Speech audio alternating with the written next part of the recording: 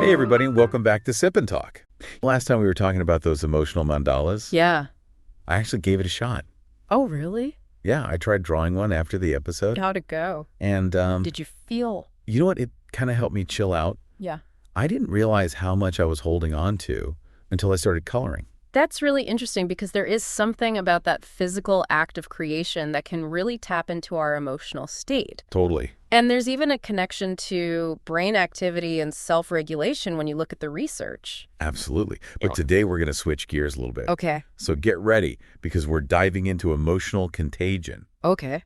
Have you ever noticed how someone else's mood can just totally rub off on you? Oh, absolutely. All the time. It's like we're emotional sponges just soaking up the vibes of everyone around us. All right, so picture this. I'm stuck in traffic, right? Okay. And this guy next to me is just losing it full-on road rage. Oh, no. Yeah, his face is redder than a tomato. I can imagine. And here's the thing. I wasn't even in a rush, Right. but suddenly I felt my blood pressure like skyrocketing. Wow. I'm like, why am I getting stressed about this guy's bad day? That's so funny because I think we've all been there. Yeah. It's almost like our bodies can't help but mirror the emotional responses that we see in other people. Yeah. And there's actually a scientific basis for this.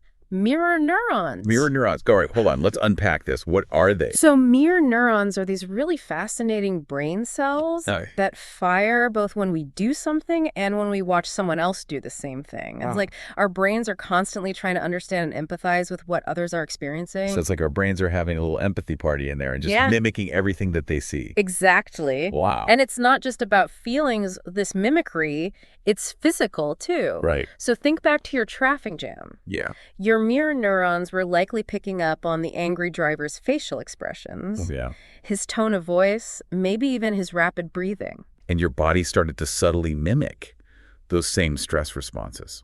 Okay, that makes sense. But why would we evolve to be so easily influenced by other people's emotions? Isn't it kind of risky to be so emotionally vulnerable? That's a really great question.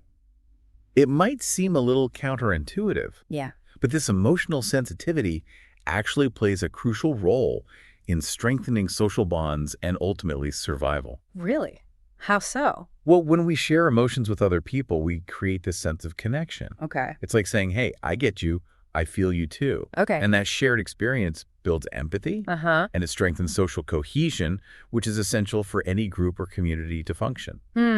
So you're saying it's not just our brains being lazy copycats, there's a deeper evolutionary reason for all this emotional mirroring. Absolutely. Whoa. Think about our ancestors way back in the day. Okay. They had to rely on each other for survival. Right. Shared emotions like fear in the face of danger would allow for quicker and more coordinated responses. Right. So being in sync emotionally could have meant the difference between life and death. Okay, I can see how being on the same emotional page as your tribe would be helpful. Yeah. Especially if like a saber-toothed tiger suddenly crashed the party. Exactly. But what about positive emotions? Yeah. How does that fit into all of this? So think about laughter. Okay. Research has shown that laughter triggers the release of endorphins. Oh, yeah. Which are those natural mood boosters. Feel-good chemicals. Exactly. When we laugh with others, we're not just sharing a joke. Feel-good chemical experience. And this strengthens bonds and builds trust. So that's why laugh tracks work in sitcoms. Right. They're hacking our brain to feel connected, even though we're just sitting alone on the couch. It's sneaky but effective. Yeah. It's all about tapping into our innate desire to connect with others through those shared emotions. Exactly. It's powerful stuff. Yeah. It really is. But let's not forget, emotional contagion isn't always sunshine and rainbows. Ooh.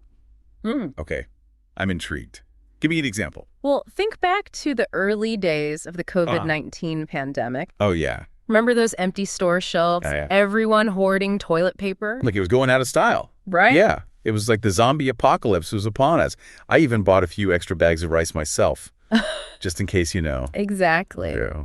And that panic buying wasn't just about being practical. Yeah. It was fueled by fear. Right. And that fear spread faster than the virus itself.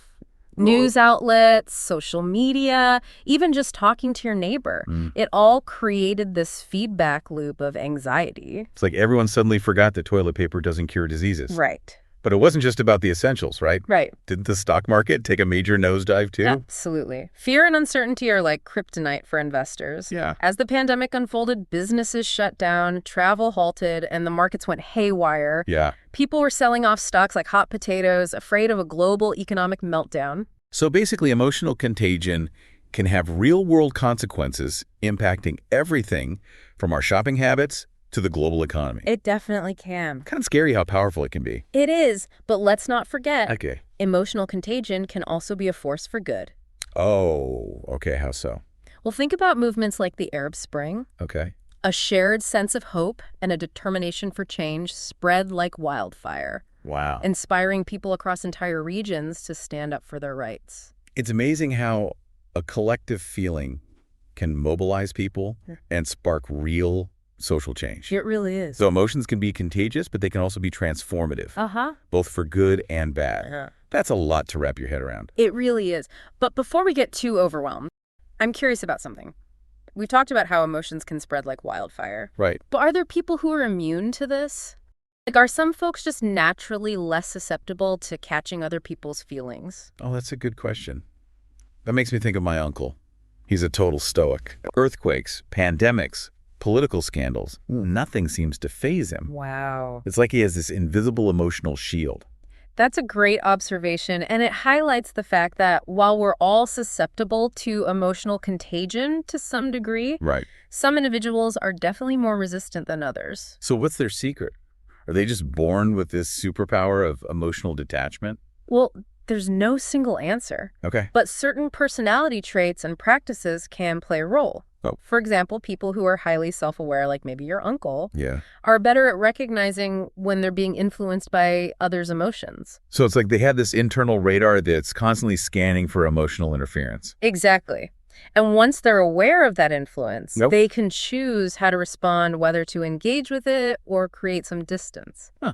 Another factor is critical thinking. Okay. People who are less likely to accept information or opinions at face value Right. are also less susceptible to emotional manipulation. So it's like having this mental filter Yeah. that helps you separate fact from emotional fiction. Exactly. So are you saying that if I want to build up my emotional immunity, I should work on my self-awareness and critical thinking skills? Exactly. And there are specific practices that can help with this. Like what?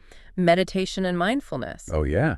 These techniques have been shown to increase emotional regulation and reduce stress, Oh, okay. making you less reactive to the emotional ups and downs of those around you. Okay, so it's like building up your mental fitness to handle the emotional turbulence. Exactly. I like that. Yeah. But hold on.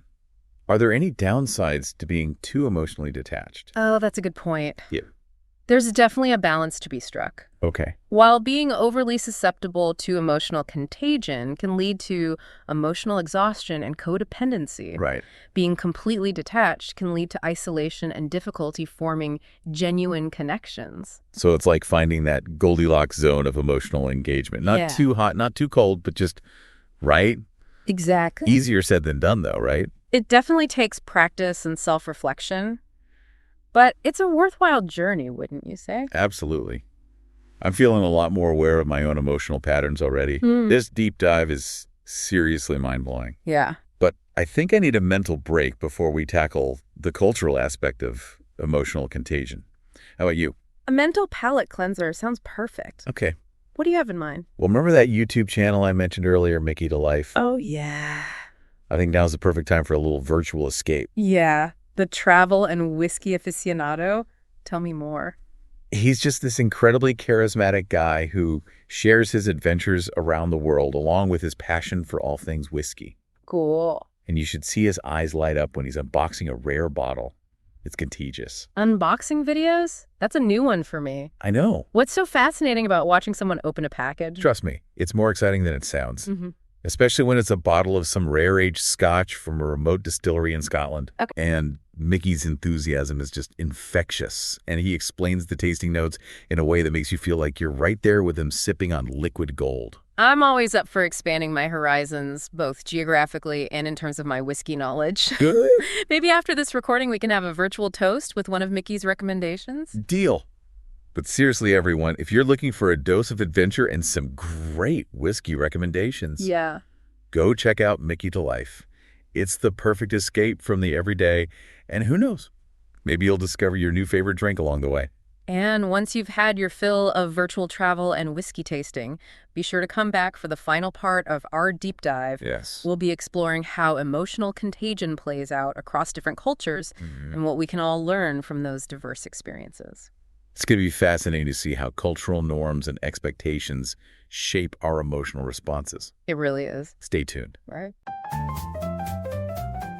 We're back and ready to wrap up our deep dive into emotional contagion. Yes. That little detour with Mickeytolife was fun. Very necessary. Yeah. But now it's time to get back to business. Let's do it. So before the break, we were about to explore the cultural side of things. Right. It's crazy to think that something as universal as emotions could be experienced so differently across cultures, right? It really is fascinating. Emotions might be hardwired into our brains. Yeah. But how we express them, how we interpret them, even feel them, is heavily influenced by our culture. Okay, so give me an example. How do different cultures handle something like, say, anger? Well, in some cultures, expressing anger openly is seen as normal, even healthy. Right. It's a way of asserting yourself, setting boundaries. Yeah. But in other cultures, outward displays of anger are considered taboo, even disrespectful. Right. So you might have people feeling the same level of anger, but expressing it in completely different ways, or even suppressing it entirely. Wow. So it's like cultural norms are shaping not just how we show our emotions, but also how we experience them internally. Exactly. Think about it this way. If you grow up in a culture where stoicism is valued, you're constantly being conditioned to regulate your emotions. Yeah. Keep things in check. Over time, that shapes your brain's wiring, making you less reactive to emotional triggers. So someone from a more emotionally reserved culture might be less susceptible to catching other people's emotional states. Exactly. It's like they have a built-in emotional firewall. That's a great way to put it. And this cultural lens can lead to some really interesting misunderstanding. Well, yeah. Especially in today's globalized world where we're constantly interacting with people from different backgrounds. Totally. I can just imagine all the awkward encounters that could happen if someone misinterprets another person's emotional cues based on their own cultural assumptions. Exactly. It highlights the importance of cultural sensitivity and awareness. It's about recognizing that our own way of expressing and interpreting emotions isn't the only way. Right. Or even the right way. Yeah. It's about being open to understanding different emotional landscapes. This whole conversation is making me rethink so many of my past interactions. Really? Yeah, I'm starting to see emotional contagion everywhere. At work, in my relationships, even just scrolling through social media, it's kind of overwhelming. I understand. It's a lot to process, but the good news is the more aware we become of this phenomenon, the more empowered we are to manage it. Right.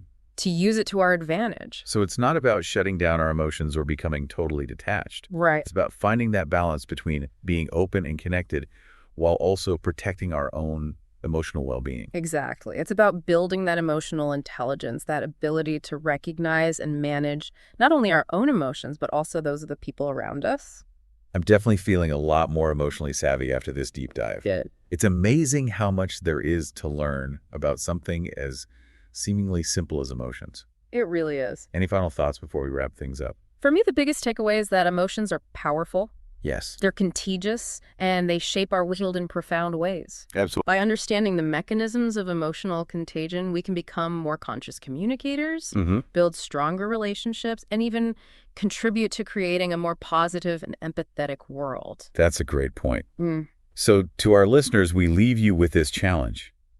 How will you use your newfound knowledge of emotional contagion to make a positive impact? That's a good one. Whether it's being more mindful of your own emotional states, choosing to surround yourself with positive influences, or simply extending a little extra compassion to those around you.